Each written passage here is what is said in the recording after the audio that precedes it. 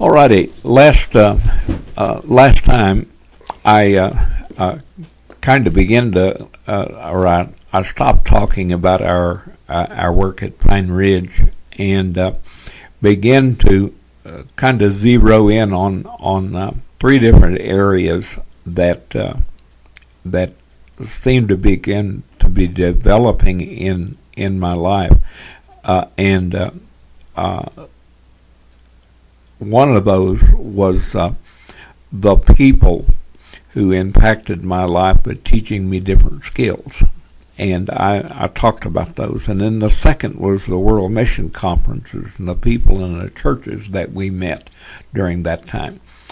And the third one, and I was into this one when we finished the last tape or disc, and this was pastors, missionaries, and lay people that contributed to our ministry. And I had listed a number of those. I want to talk about a young man by the name of Ralph Hanlon.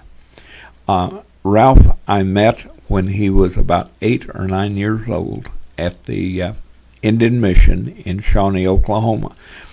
This is where I went to Oklahoma Baptist University, and he was a rowdy junior boy, or about 8 or 9 years old.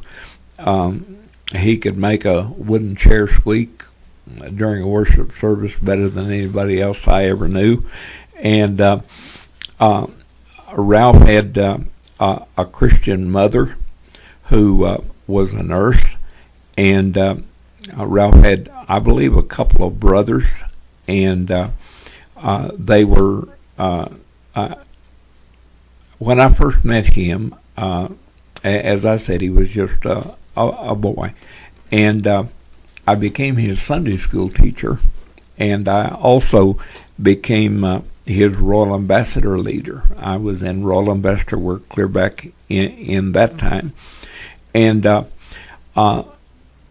we didn't have a whole lot in common as far as I mean, I was his teacher and I spent time with him, and but there was nothing outstanding about the relationship.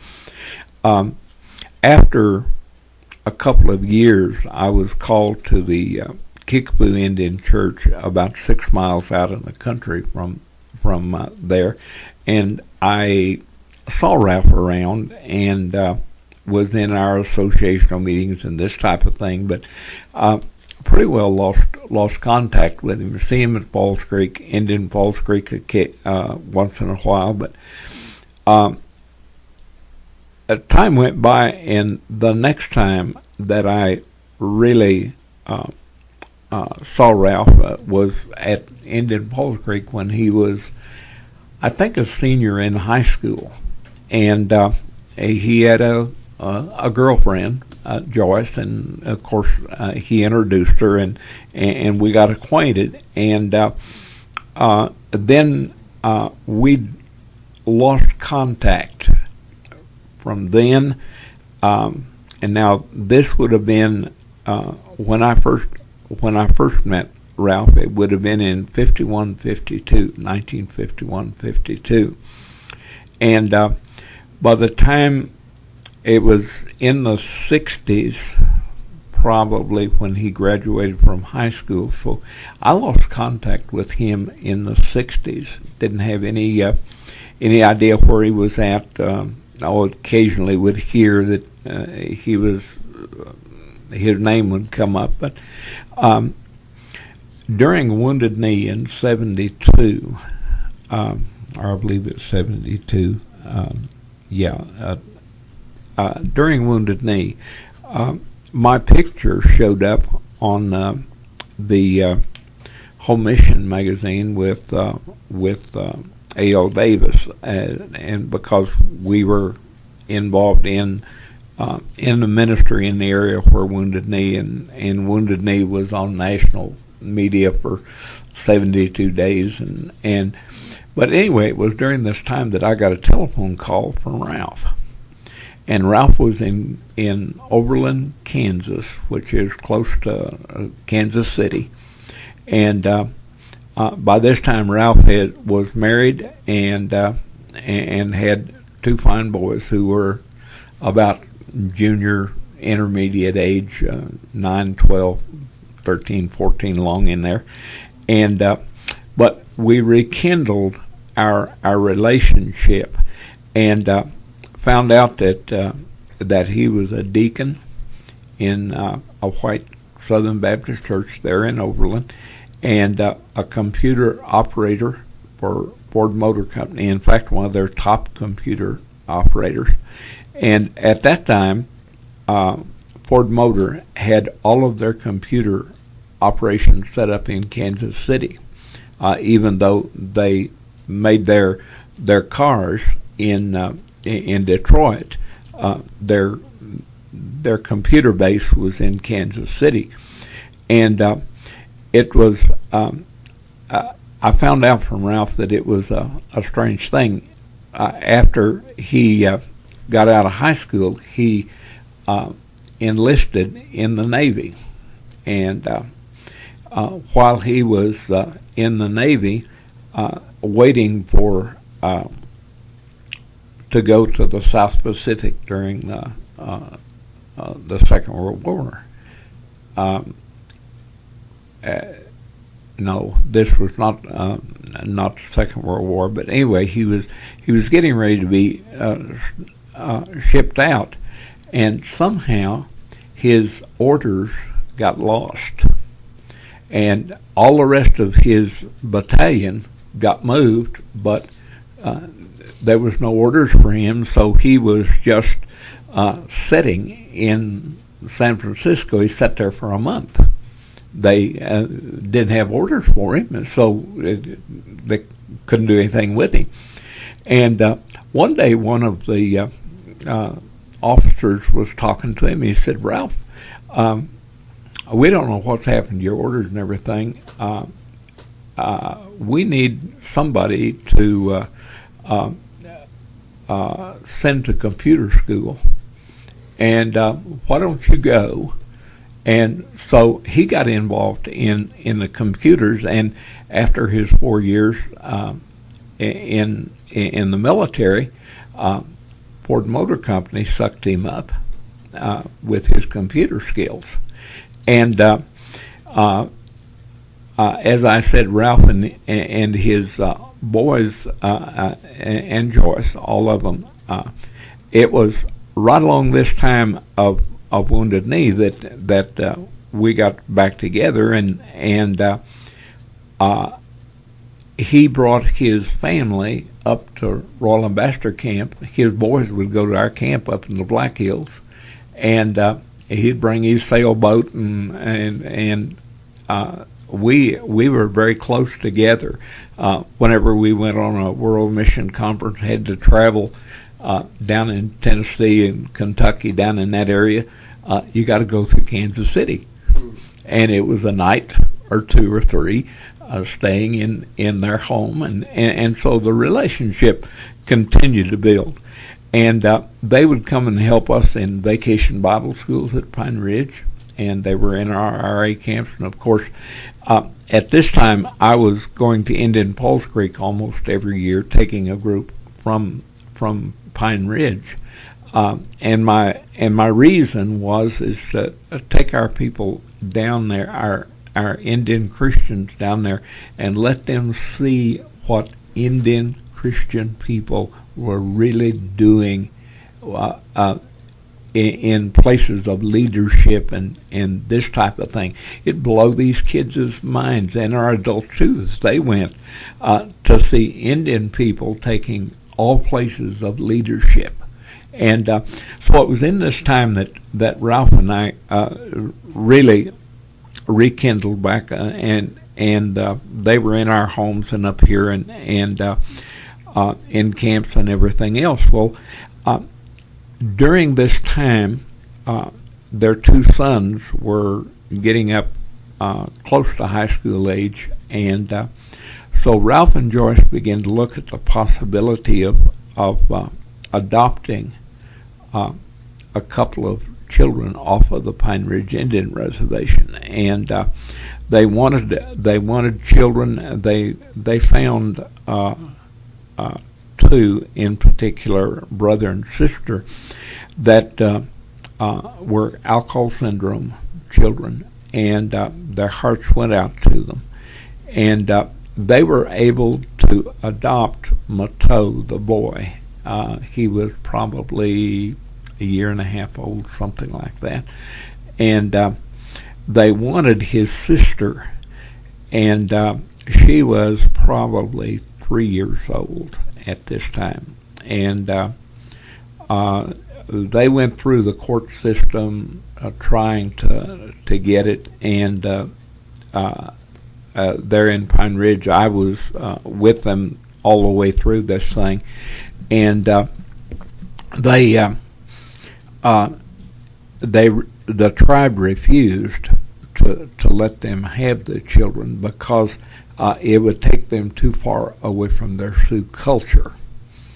And so Ralph and Joyce, they spent several trips and was in court a half a dozen times trying to get it. And finally, the judge said, I just cannot let you have these children because it's going to take them too far from their, even though you're Indian, it's too far from their culture. Well, he placed them in a foster home in Wounded Knee, and of course I was the Lord just put me in Pine Ridge to an extent that I had involvement with the welfare workers. I had the hospital, the police department, the tribal government, the city government. I mean, I moved among them on first name basis, and one of the social workers that was working with this little girl told me, she said, I don't know, I don't have a good feeling about the home that we've got her in out at Wounded Knee. She said, I'm going to go out and see what I can do. Well, she called me, or came by and saw me, and she said, I was able to get the little girl away from that home. So she's in the hospital in Gordon.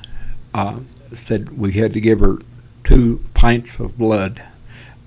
She had been mistreated and tortured. Said she's got cigarette burns all over her body, and so we have taken her, and they had to do that in Gordon before she could be transferred to Rapid City to the hospital there. And so I went up to see her. This was Janelle, and I went up to see her, and because of the legal things involved and the abuse of her, they said I couldn't see her. And to show you how the Lord, it's unbelievable to see how He worked.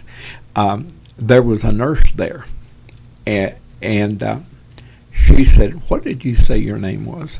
And I said, well, it's Harold Heiney. She said, were you ever in Heber, Montana? And I said, yeah, I was. She said, I thought so. She said, I used to live in Heber. I've been to your church. She said, you hang tight just a little bit. And I was able to go in and see her. And one of the FBI people that was investigating this was there, and he and I visited. And so anyway, this the parents were indicted. I mean the foster parents were indicted, and she was taken out of there and placed in a white home in Rushville, Nebraska, and was there for a couple of years. And one day I got a phone call, and it was the director of the welfare, and he said, can you get a hold of Ralph and Joyce Hamlin? Do they still want Janelle? And I said, I'm sure they do. And I said, yeah. And he said, can they be in Gordon, Nebraska tomorrow night? And I said, well, let me find out. So I called them, and I said, I'm not sure what all's going on here, but I said that something is happening. And so they were in Gordon the next night, and he came to their motel room with Janelle and gave her to them, and legally they were adopting her. I mean, they got the legal adoption. And again, this leadership of the Lord worked into this thing. This couple that were in Wounded Knee, that were charged with child abuse, appealed their case in the tribal courts, and it went to the appellant judges, and one of the appellant judges was in the foster grandparent program that I worked in and knew me personally. So they were reading through, and the appeal that was made by these two folks, and they saw that Ralph and Joyce had tried to adopt her and couldn't, and had been rejected, and the appellant court in the appellant judges, there was, I think, 3 of them, and they had the power to overturn any action. And I used to have a copy of it. I don't think I have a copy anymore, but they had 10 things that they came down with. They said Janelle Black Bear shall no longer be known as Janelle Black Bear, but as Janelle Hamlin. And whereas, and those whereases was this action could never be rescinded by any courts, and that she would become their daughter, and just one thing after another. But it all came about that they got Janelle totally and completely through this appellate court, and my involvement in it, the people that I knew, and that the Lord put me in contact with. So over the years, as they raised their two boys, and their 2 boys are 2 of the most outstanding young men you'll find anywhere. One of them was an architect. He's lost his job. I understand he's working now in a drug rehabilitation down in Arizona, New Mexico. He has 4 boys, and he is a weightlifter. He was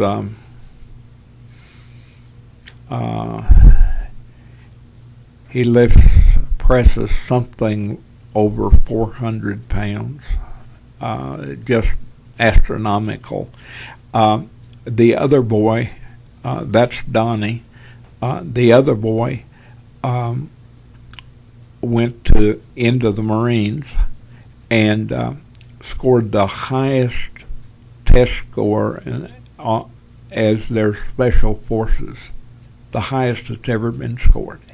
He went back several years for their trainer, as a sergeant in their training, and then he had plans to become a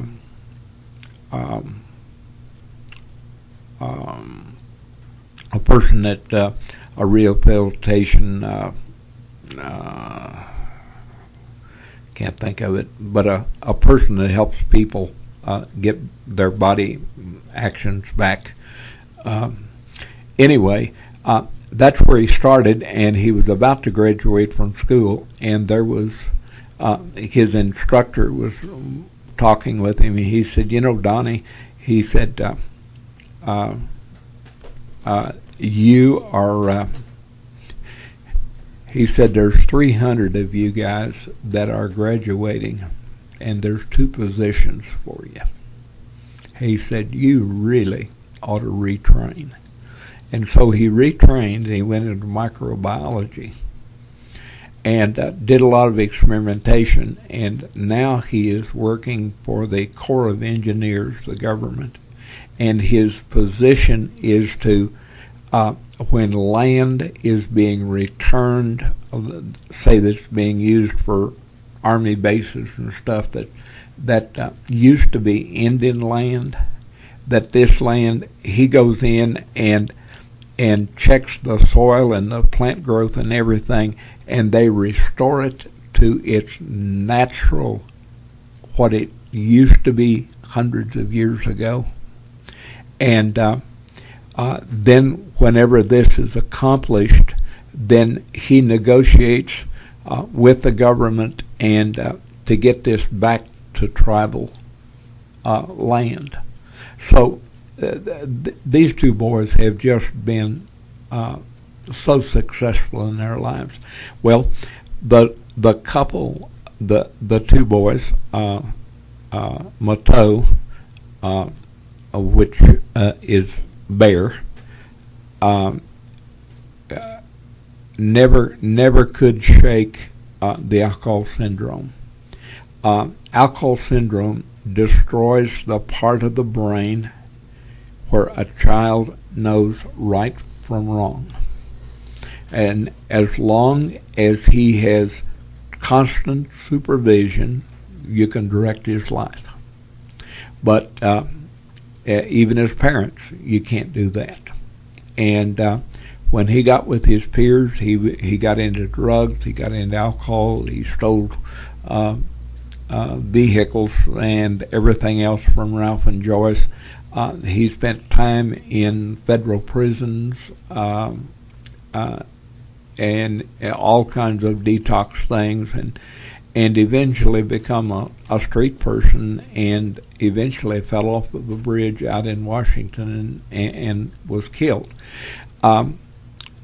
Janelle had an illegitimate baby, and she too stole stuff from Ralph and Joyce, and but she has become a Christian. She's married a Christian boy, and they have, I think, 1 child between them now. But anyway, they're getting their heads screwed on in good shape. But anyway, this whole I've shared all this about Ralph and Joyce because and over the years, Ralph is now a Sunday school teacher and a leader in the largest Southern Baptist church, Indian church in the world. They run over 400 in Sunday school in Oklahoma City, and Ralph and Joyce are very actively involved in this, and they're involved in just so many different areas. And then there's a couple others that I want to mention. One of them is B. Frank Belvin. B. Frank Belvin was a Creek Indian in Oklahoma. He became the director of language missions for the Home Mission Board back in the 50s. He has a doctor's an earned doctor's degree. He had the first earned doctor's degree of any Indian person in the United States. And he has been advisor to several of the presidents, or was. B. Frank is dead now, but B. Frank got Deloris and I started in Indian mission work back in 52, 53. And along with him was Elliot Lika. Elliot also was a Creek. And where Frank had the earned doctor's degree, Elliot graduated from 8th grade. Is all the education he had. But back in that day, we had what were called study course books. And you got credit for either being in a class or individual study. There was not, this is back in the 60s and maybe early 70s, Elliot Lika had read and studied every book that Southern Baptist had put out. And Elliot and Frank were just so close, friends of mine. They were men when I was back there in Oklahoma, and that so shaped my life. I looked at these two men, and they were the very top of leadership anywhere. And these two men were very close friends. I have an interesting, funny experience with these two guys. We were standing outside the Big Sandy Baptist Church down close to Tulsa, Oklahoma, one morning, and standing out there talking.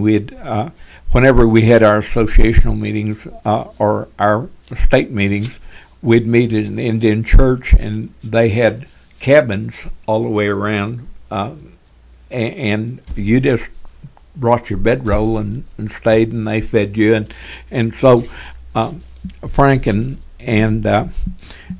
Elliot were standing out in front of the church with me, and I walked up, and I had on a real pretty beaded bolo tie, and Frank turned to Elliot and he said, "Boy," he said, "look at that tie." And he reached over and got my tie, and he said, "Man, Harold, I really like that tie."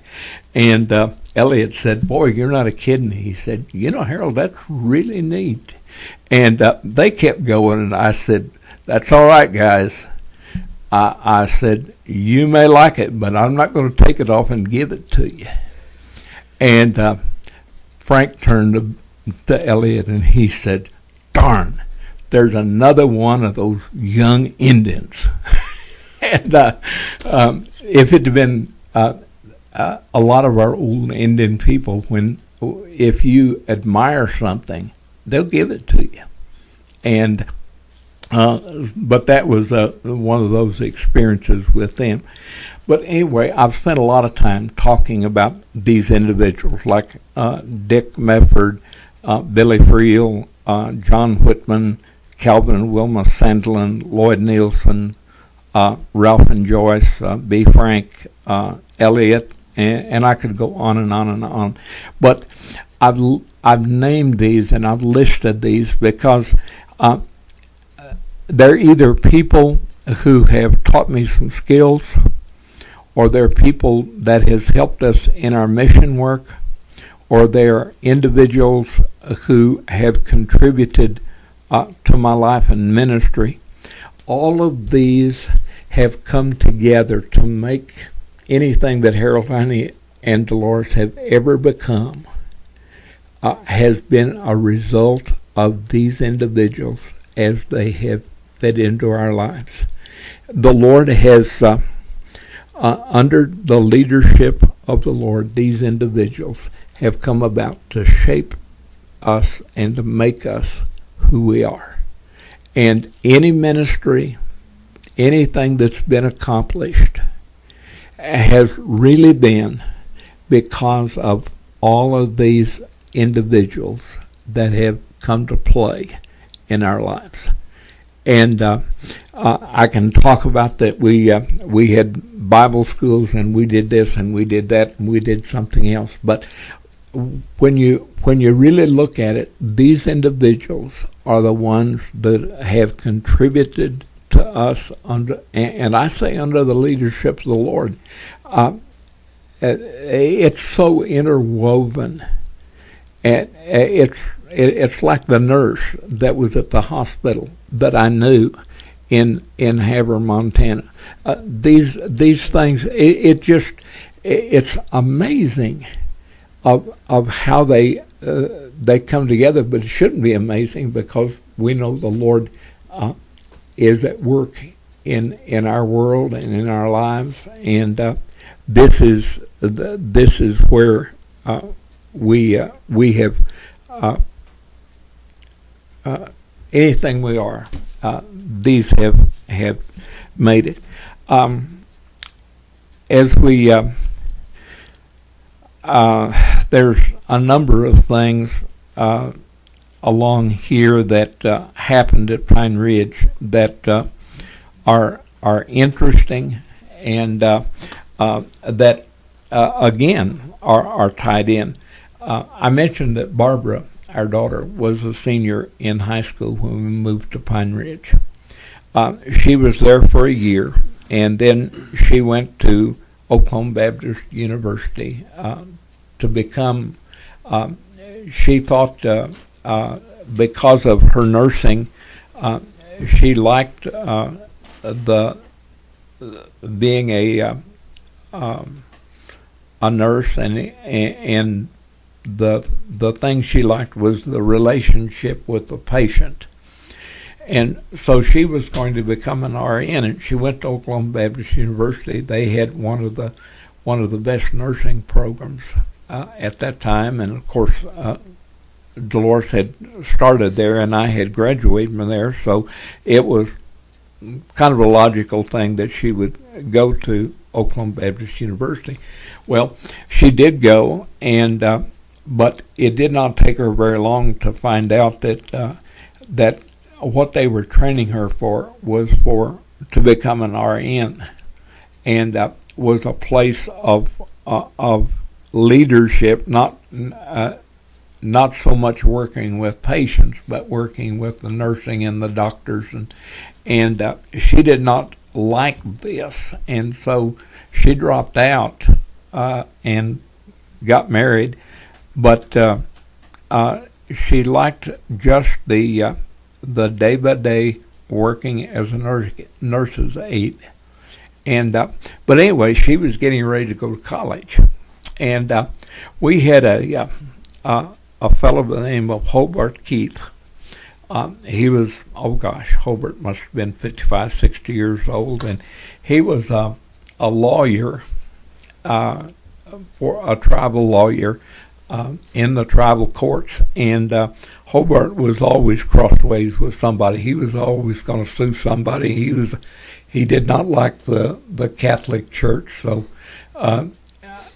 he was really and he was just trying to create a problem for anybody that he could get involved in, and he'd come by and honk, and wouldn't get out and come in. Of course, at that time I had a big old German Shepherd, and but he'd honk, and I'd go out and visit with him, and he found out that that Barbara was getting ready to go to college, and he said, "Preacher," he said, "I want to tell you something." He said, "If I was a little younger," he said, "you'd find about 20 horses and 8 teepees out here in your yard."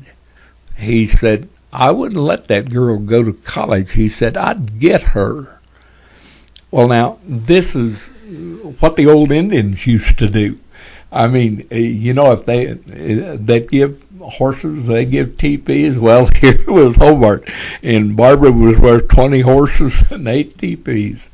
And then he'd just laugh, And the funny thing about that was that Barbara, shortly after this, Barbara and Alan, her husband, got to dating, and something was said about this.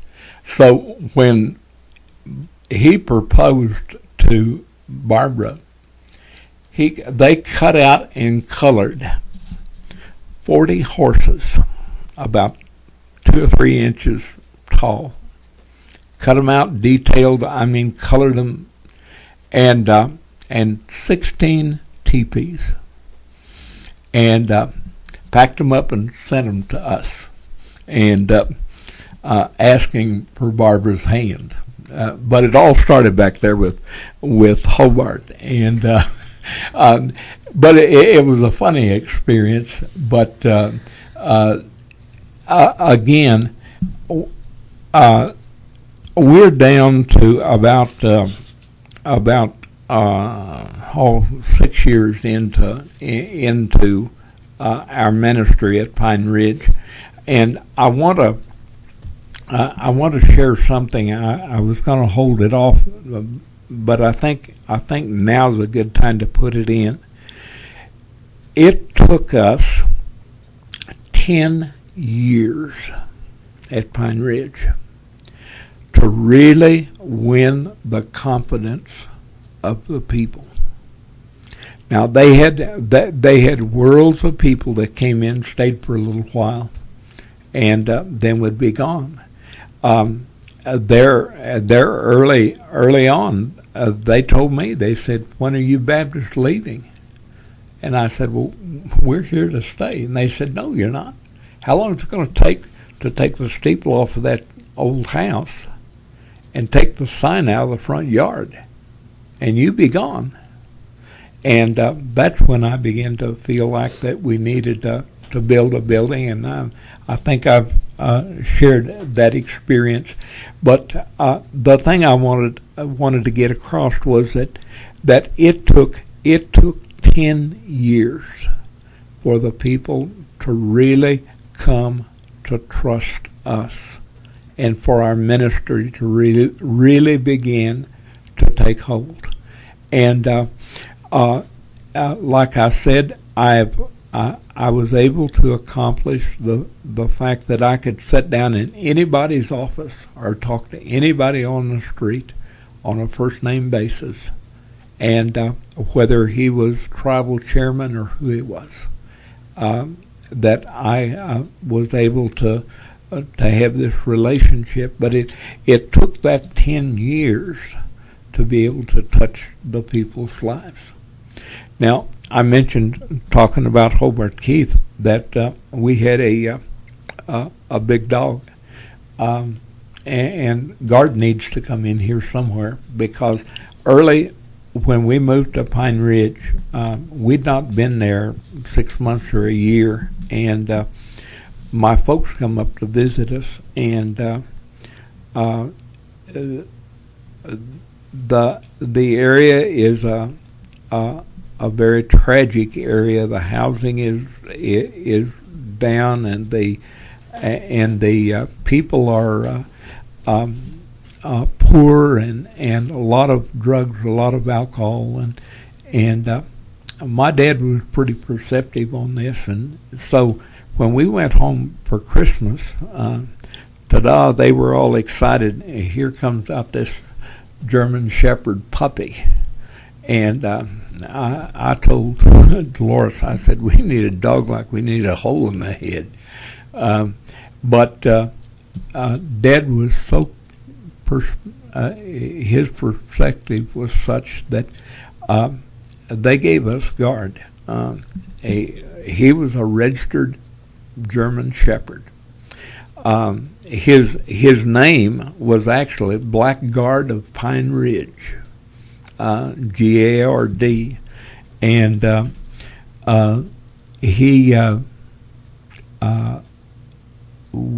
we just got him home and wasn't real happy over the fact, but it didn't take very long to realize that he did not like anyone drinking. Boy, he was. We had a pen in the backyard. It was only 4 foot high. And he wouldn't jump it, but I mean, he would really bark, and the hacks would. He just wanted nothing to do with people that were drinking, and he was not a little dog. He got to weighing 170 pounds. He was black and silver, predominantly black, but he had a silver, where most German Shepherds are kind of a cream color. He was totally black and silver, and we had so many experiences with him.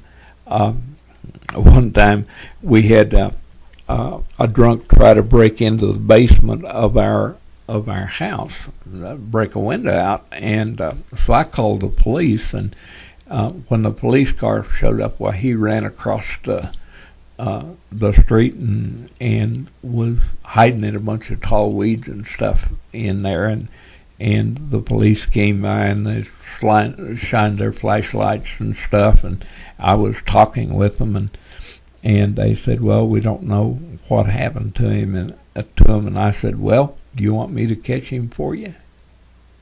And they said, well, if he's still around. And I said, okay, guard, come on.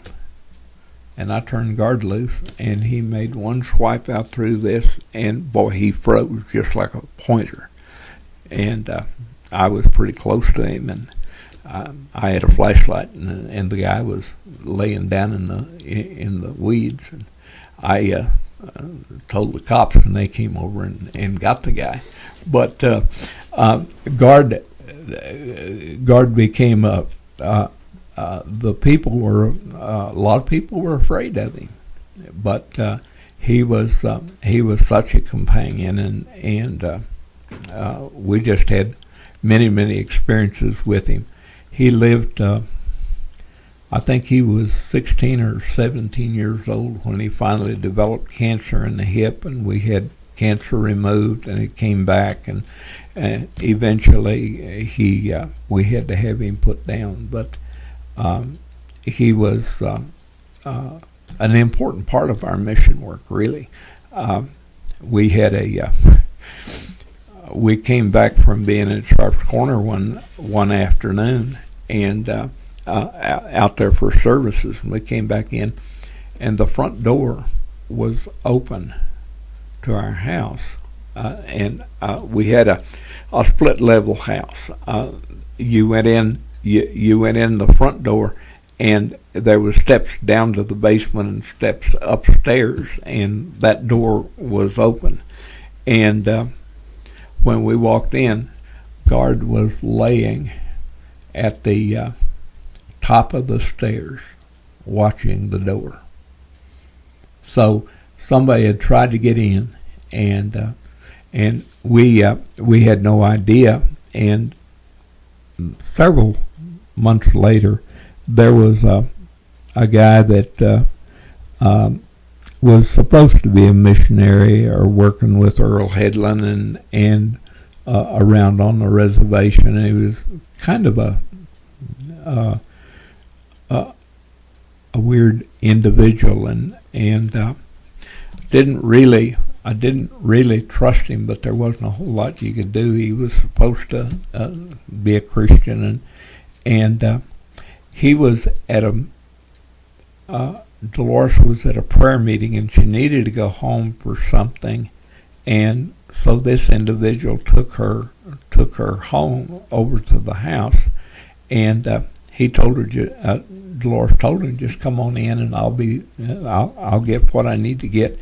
And boy, when he walked in, guard went to growling, and hacks up on him, and this individual just kind of stopped up against the wall, and guard just sat down right there, and Deloris hollered at guard and told him to behave himself, and he just wouldn't settle down, and so finally this individual said, well, I don't know what's wrong with your dog, but boy, he's sure mean. And Deloris said, I don't even know why I said it, but she said, well, maybe he knows something we don't. And guard never settled down as long as that guy was in the house. And we're almost certain that he had tried to break into our home. And guard had stopped him, and guard knew who he was. Some people say guard dogs are not that smart, but this one was. And but he was one of those blessings that that God gave us. Didn't expect it, but anyway. All right, I want to get out of the mode that I've been talking here about individuals and groups that come and begin to talk more about the things that happened at Pine Ridge and kind of get a sequence of how things came about. It was in 1976 that we dedicated our church building, Lakota Baptist Church, and the old building that we were in, the house in an L shape, it was moved up to Red Shirt, and it became the WAKPA Wapa Wasta WASTE Baptist, and the word for the Lakota word for church is OWACEKIYE. And this was on the 4th of April that it was moved in 1976 up to Red Shirt Table.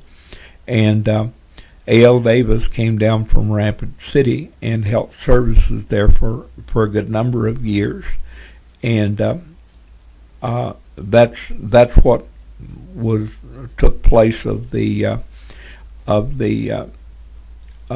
old building that we had. And so then in 1976 we took our first 4 people to Indian Falls Creek in Oklahoma, and these, as I mentioned, were young people, and later we took some adults as well. But trying to get them to see that Indian people could become leaders and were leaders, and that this could happen to our Lakota people as well. We were having vacation Bible schools every year, and we had one in Pine Ridge that had 170 kids in attendance, and then out of Wounded Knee we had 60, and at Sharp's Corner we had 70, and so we had was beginning to get an outreach into several of the areas. It was in December of this year that I had an experience in which the right-hand side of my face was paralyzed. It just totally, all of the muscles, all of the nerves, everything in the right-hand side of my face quit functioning. The eyelid wouldn't close at all, and it's what they call Bell's palsy. And the weird thing about this is that this happened in December, but I had Bell's palsy on the right-hand side when I was 19 years old in Shawnee, Oklahoma. And for about 3 weeks, it was paralyzed, and then it came back. My feeling came back, and even today you'll notice that the right hand part of my mouth sags a little bit, even today. Well, it was in December that this happened, and they tried all kinds of therapies on it. They tried shock treatments. They tried steroids, and nothing would touch it. And finally, I went to Denver, Colorado, to the Colorado School of Medicine down there, and it was, I guess, in May when they finally decided to do surgery, and they operated behind my ear and went in where the facial nerve comes out of your skull, and they cut that nerve sheath. It apparently was pinched down on that nerve, and they cut that nerve sheath, and of course sewed the ear back on. And by the time I got back into my room, Deloris told the doctor, he said, it's worked, because you can already see that his facial nerves are beginning to work. And the doctor said, oh, he said, it's too early to say that yet. And he came back in the next morning and he said, you know, Deloris, he said, you're right. He said, it is coming back. And so it's come back to where I have total control, other than the fact that the right-hand side of my lip hangs down a little bit. And but this was a part of the experience there. It was during this summer that we had an Indian evangelist from Arizona come and preach a revival for us, David McKenzie. David was a missionary among the Navajo, and a very unique individual. He was legally blind. Now, he could read if you would hold a Bible or a songbook right against his face. He could read enough to read the scripture, but he couldn't drive. He couldn't. He had to be very careful with his walking and everything else. And David come up, and I had met him in several of our mission meetings, and one time when we'd been at Glorieta, New Mexico, at the camp down there. And so David preached a revival for us both at Pine Ridge and at Sharp's Corner. And we had services at Pine Ridge on Sunday morning, Sunday school and preaching service on Sunday morning. Then Sunday afternoon we would drive out to Sharp's Corner. We would have Sunday school and a preaching service out there. And then we would come back to Pine Ridge, and I would preach Sunday night at Pine Ridge. Then Wednesday we had a prayer meeting in Pine Ridge, and Thursday we went out and had a prayer meeting at Sharp's Corner. And for about 13 years I pastored both churches, and preached 3 times, taught a couple Sunday school classes, and preached 3 times on Sunday. And but this was as we were reaching out and trying to touch people's lives. And we were running out of Sharp's Corner. We would probably run 50, 65 people on Sunday afternoon and Thursday nights. And we were running 35, 40 in Pine Ridge in our services. We had an old Indian woman that attended our church in Pine Ridge, and her last name was Pretty Bird, and I couldn't tell you what her name was other than Grandma Pretty Bird. That's what we called her, and she was such a neat lady. She had grown up in the days of the horse and the wagon, and she would tell of she had several children, and but her husband either left her or was killed, and she would take those children in a wagon, and she would go from they lived at Red Shirt Table, and Red Shirt Table to Pine Ridge is 60 miles, and she would drive that with a team, and what they would do, that they would just camp out, and she talked about she carried a rifle, and anything she saw that was edible, she said, "Man, I've eaten so many prairie dogs." And then they would also go into Rapid City, all by wagon, and it was neat to have this old lady in our church and go back and get those memories, and so we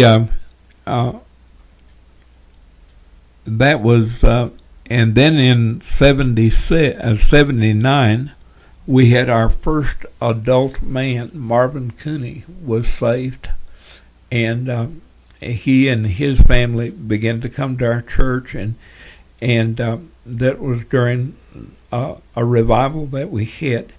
We also had that summer we had a vacation Bible school at Ogallala, and we had 70 there. We had 65 at Sharps Corner. We had 220 at Pine Ridge, and the Smithwood Baptist Church of Knoxville, Tennessee, helped us in these. And but the thing I want to say about we had Bible schools just any place we could have them. The one at Ogallala, and I want you to notice the first one we had there, we had 70 children. You know what we met in?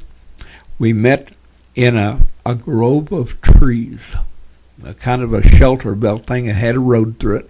We'd take a lawnmower out and we would mow the high weeds in an area, and then we would leave weeds, and we would mow another area. Those were classrooms, and do it on both sides. And heck, we had 70 kids out there underneath those trees, and they came out of the woodwork, and for years we had a vacation Bible school there. It was several years after that I got a phone call, and a fellow identified himself. He was the superintendent of the schools at Ogallala, and he said, "Now I know you don't have a church out here, but," he said, "I know you do vacation Bible schools." So he said, "We're going to have an assembly program, and we'd like for you to come and tell what your church has to offer for the Lakota people." So he said, "If you'd like to," and I said, "Well, sure." And then when I hung up, I thought, what am I going to say? I mean, gosh, they've got 150, 200 kids in school, and what am I going to say? And they decided to break it into two groups, because they had Catholic and Mormon and Seventh-day Adventist and us and